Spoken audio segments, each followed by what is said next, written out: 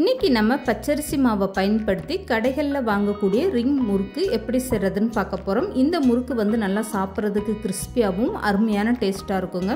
வீட்டில் பச்சரிசி மாவு இருந்தால் போதும், உடனே இந்த மாதிரி ரிங் முறுக்கு நீங்களும் ட்ரை பண்ணி பாருங்கள். இது சாப்பிட்றதுக்கு நல்லா அருமையான டேஸ்ட்டாக இருக்கும். ஹலோ ஃப்ரெண்ட்ஸ், வெல்கம் டு சமையல் டிலைட்.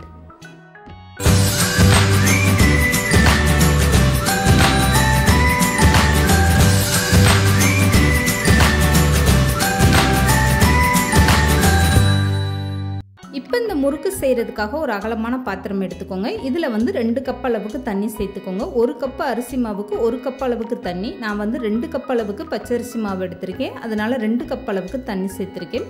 இப்போ இது கூடவே 1 ஸ்பூன் அளவுக்கு தனி மிளகாய் தூள் சேர்த்துக்கோங்க. இந்த ஸ்நாக்ஸ் வந்து நல்லா காரமாக இருக்கும்.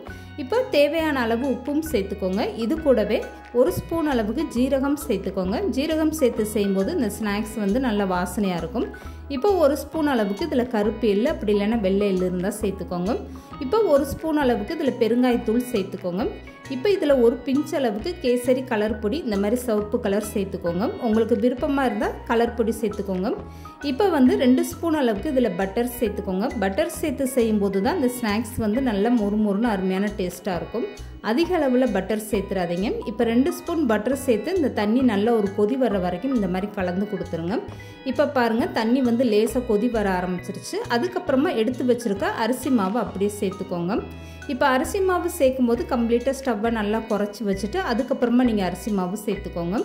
இப்போ இது கூடவே 4 ஸ்பூன் அளவுக்கு கடலை மாவு சேர்த்துக்கோங்க. 1 கப்பு அரிசி மாவுக்கு 2 ஸ்பூன் அளவுக்கு கடலை மாவு கணக்கில் வச்சுக்கோங்க. இப்போ இதெல்லாமே சேர்த்துட்டு இந்த மாதிரி நல்லா கலந்து கொடுத்துருங்க. இப்போ பார்த்தீங்கன்னா உங்களுக்கு தண்ணி பத்தாத மாதிரி தான் இருக்கும். எக்ஸ்ட்ரா தண்ணி எதுவுமே சேர்த்துறாதீங்க. 1 கப்பு அரிசி மாவுக்கு 1 கப் அளவு தண்ணி தான் கரெக்டான அளவு. இந்த மாதிரி நல்லா கலந்து கொடுத்ததும் ஸ்டவ்வை ஆஃப் பண்ணிவிட்டு அப்படியே மூடி போட்டு வச்சுருங்க. இந்த மாவு வந்து ஓரளவுக்கு நல்லா ஆறி வரட்டும். இப்படி மூடி போட்டு வைக்கும்போது உங்களுக்கு மாவு வந்து உள்ளே நல்லா வெந்து வந்துடும். இப்போ 20 நிமிஷம் இந்த மாவு நல்லா ஆறிடுச்சு. 20 நிமிஷமாக ஆற வச்சுட்டு அதுக்கப்புறமா நீங்கள் கையில் தொட்டு பார்த்தீங்கன்னா உங்களுக்கு ஒட்டாத அளவுக்கு லேசாக சூடாக இருக்கும். அதுக்கப்புறமா நீங்கள் கையை லேசாக தண்ணியில் நனைச்சிட்டு இந்த மாதிரி மாவு பிசைஞ்சுக்கோங்க. மாவு வந்து ரொம்ப ஆறிடுச்சுன்னா உங்களுக்கு காஞ்சி போன மாதிரி ஆயிடும். அதனால் கை பொறுக்கிற சூடு இருக்கும்போது இந்த மாதிரி சாஃப்டாக நீங்கள் மாவை பிசைஞ்சு எடுத்து வச்சுக்கோங்க. இப்போ வந்து வீட்டில் இருக்கக்கூடிய ஒரு சப்பாத்தி கட்டையில் லேசாக எண்ணெய் அப்ளை பண்ணிக்கோங்க, மாவு ஒட்டாமல் இருக்கிறதுக்காக. இப்போ நம்ம பிசைஞ்சு வச்சுருக்க மாவுலேருந்து கொஞ்சமாக எடுத்துக்கோங்க. இந்த மாதிரி கொஞ்சோண்டு மாவு எடுத்ததுக்கப்புறம் இந்த மாவை சப்பாத்தி கட்டையில் இப்படி உருண்டையாக வச்சு நீங்கள் நீளமாக அப்படி திரட்டி எடுத்துக்கோங்க. பால் கொழுக்கட்டைக்கு எப்படி நம்ம நீளமாக திரட்டி எடுப்போமோ அந்த அளவுக்கு நல்லா நீளமாக திரட்டி எடுத்துக்கோங்க. இந்த ரிங் முறுக்கு உங்களுக்கு எந்த கணத்தில் வேணுமோ அதுக்கேற்ற மாதிரி நீங்கள் இந்த மாதிரி நல்லா நீளமாக திரட்டி எடுத்துக்கோங்க. ஒரே சைஸாக இருக்கிற மாதிரி நீங்கள் இந்த மாதிரி நீளமாக திரட்டி எடுத்துக்கோங்க. இப்போ வந்து இந்த முறுக்கை இந்த மாதிரி விரலை உள்ளே வச்சுட்டு நீங்கள் 2 பக்கமும் இந்த மாதிரி கட் பண்ணி எடுத்துக்கோங்க. அவ்வளோதாங்க. இந்த மாதிரி ஒவ்வொரு முறுக்குமே நீங்கள் ரிங் முறுக்காக தயார் பண்ணி எடுத்து வச்சுக்கோங்க. இப்போ நான் இன்னொரு முறுக்கு கட் பண்ணி காட்டுறேன் பாருங்கள். மாவை இந்த மாதிரி நல்லா திரட்டிட்டு இப்போ ஒரு விரலை நீங்கள் இப்படி உள்ளே வச்சுட்டு இந்த மாவை இப்படி கட் பண்ணி எடுத்துக்கோங்க. இதுக்கப்புறமா இந்த 2 ஜாயிண்ட் பிரிஞ்சு வராத அளவுக்கு இப்படி நல்லா அமுக்கி விட்டிங்கன்னா போதுங்க. இதே மாதிரி எல்லா மாவையும் நீங்கள் தயார் பண்ணி எடுத்து வச்சுக்கோங்க. அதுக்கப்புறமா பொரிச்சு எடுக்க உங்களுக்கு ரொம்ப ஈஸியாக இருக்கும். ஒரு பக்கம் வந்து கனமாகவும் ஒரு பக்கம் லேசாகவும் நீங்கள் தேய்ச்சி எடுத்தீங்கன்னா அப்போ இந்த முறுக்கு வந்து வேகிறதுல சமமாக வேகாது. இப்போ வந்து இந்த ரிங் முறுக்கு எல்லாமே ரெடி ஆயிடுச்சு. இதை பொரிச்சு எடுக்கிறதுக்காக எண்ணெய் வந்து நல்லா சூடாயிருச்சு. சூடான எண்ணெயில் இந்த மாதிரி கொஞ்சம் கொஞ்சமாக எடுத்துகிட்டு ரிங் முறுக்கு எல்லாமே சேர்த்துக்கோங்க. இப்போ இதை சேர்த்ததும் உடனே நீங்கள் கரண்டி போட்டு கலந்து கொடுக்காம ஸ்டவ்வை மீடியமாக வச்சுட்டு அதுக்கப்புறமா பொரிச்சு எடுத்துக்கோங்க.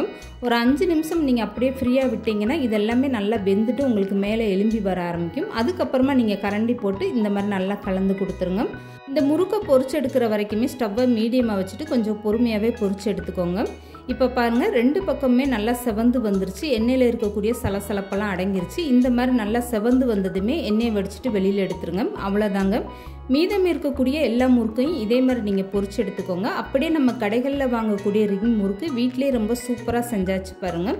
இது சாப்பிட்றதுக்கு நல்ல கிறிஸ்பியாகவும் உரப்பாகவும் அவ்வளோ ஒரு அருமையான டேஸ்ட்டாக இருக்கும். வீட்டில் பச்சரிசி மாவு மட்டும் இருந்தால் போதுங்க. இந்த மாதிரி ரொம்பவே அருமையான டேஸ்ட்டில் நீங்களும் ரிங் முறுக்கு ட்ரை பண்ணி பாருங்கள். இது 10லேருந்து 15 நாள் ஆனாலும் கெட்டே போகாது. நல்லா சாப்பிட்றதுக்கு மொறுன்னு அருமையான டேஸ்ட்டாக இருக்கும். இந்த வீடியோ பிடிச்சிருந்தா லைக் பண்ணுங்கள், ஷேர் பண்ணுங்கள். மறக்காமல் சமையல் டிலைட் சேனலை சப்ஸ்கிரைப் பண்ணுங்கள்.